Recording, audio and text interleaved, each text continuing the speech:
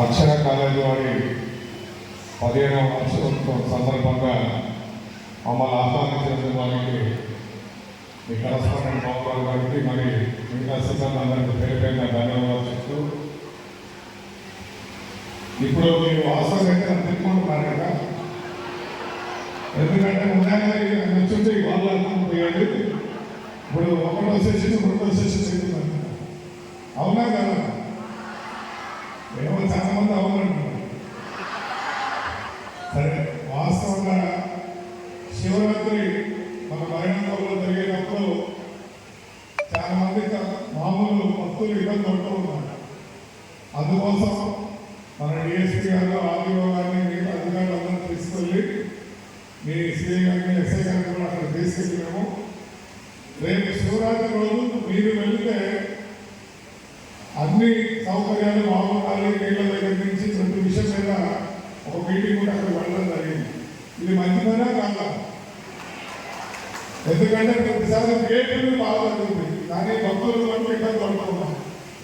ఈసారి స్పెషల్గా ఈసారి వెళ్ళి చూడండి.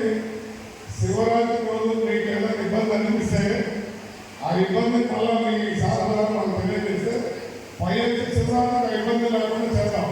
ఎందుకంటే కొత్తగా వచ్చినాం కాబట్టి కొన్ని డెవలప్మెంట్స్ ఇంకా జరగలేదు. భవిష్యత్తులో ఇప్పుడు అందరూ అరుణాచలం వెళ్తున్నారు కదా, కానీ అరుణాచలం కన్నా పవర్ఫుల్ టెంపుల్ మన భైరవకొండ. అది ఎప్పుడు కట్టారో తెలుసా? చోళుల కాలంలో అంటే దాదాపు 14వ శతాబ్దం 16వ శతాబ్దంలో అక్కడ ఆ శివాలయం కొండలో తెచ్చారు. కాబట్టి అటువంటి క్షేత్రం మన దగ్గర ఇంకా ఒక చెప్పాడు. భైరవకొండ ఏమనుకుంటున్నారు మీరందరూ? వాటర్ ఫాల్స్, అంతేనా? వాటర్ ఫాల్స్తో పాటు అక్కడ ప్రాముఖ్యమైన దేవస్థానం. సో అక్కడ మీరు అందరూ మన వాళ్ళు వెళ్ళొచ్చు, ఇబ్బంది రాకుండా ఉద్దేశంతో మార్కెట్ వెళ్ళదు. అంటే ఒక నాయకుడు ఉండాల్సింది ఏంటంటే ప్రజలు హ్యాపీగా ఉండాలి, వాళ్ళు ఏం చేయాలని చేసే బాధ్యత అది. ఇప్పుడు మీరందరూ పోయిందంటే అది నా గొప్ప కాదు, మీరందరూ ఓటేసి నన్ను గెలిపించారు కాబట్టి నా డ్యూటీ అది, నా కర్తవ్యం, మా డ్యూటీ.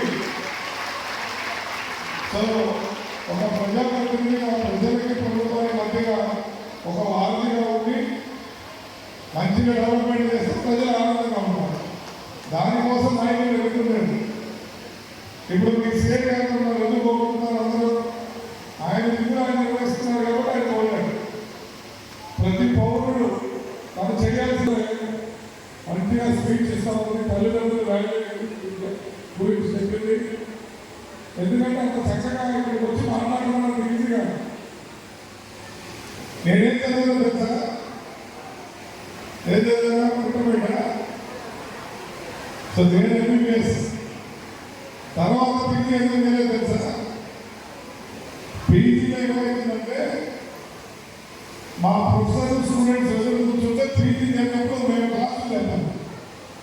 ఆ క్లాసులు చెప్పే భయం కోసం నేను పీజీ మానేశాను.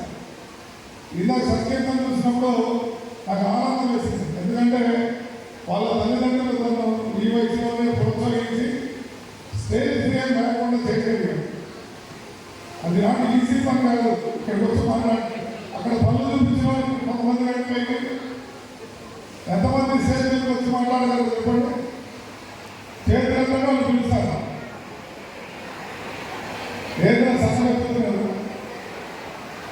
సో తప్పకుండా అటువంటి టాలెంట్ మీ అక్షర కాలేజీలో మీ ప్రిన్సిపల్ గారు మిమ్మల్ని ఎంకరేజ్ చేస్తూ మిమ్మల్ని ముందుకు చేసినట్టుంటే భవిష్యత్తులో మీకు ఉపయోగపడుతుంది. ఈరోజు అడ్వాన్స్ కట్ చేస్తే మీ సాధన కోరిక ఖర్చు అవునా కదా? మరి రెండు ఎలక్ట్రానిక్స్ ఇవన్నీ, కానీ ఒక చదువు ఒకటే కాదు, అన్ని రంగాల్లో మా పిల్లలు మిమ్మల్ని బిడ్డలుగా భావించి మిమ్మల్ని అందరినీ ఎంకరేజ్ చేస్తున్నందుకు మీరందరూ గట్టి వస్తాను తప్పకుండా. కొంతమంది అనుకున్నారు ఇప్పుడు సార్ మీద కోపం ఉండాలనుకుంటుంది, మీ సార్ మీద కోపం ఉండాలనుకుంటున్నాడు. ఒకరి దగ్గర చెప్పాలి.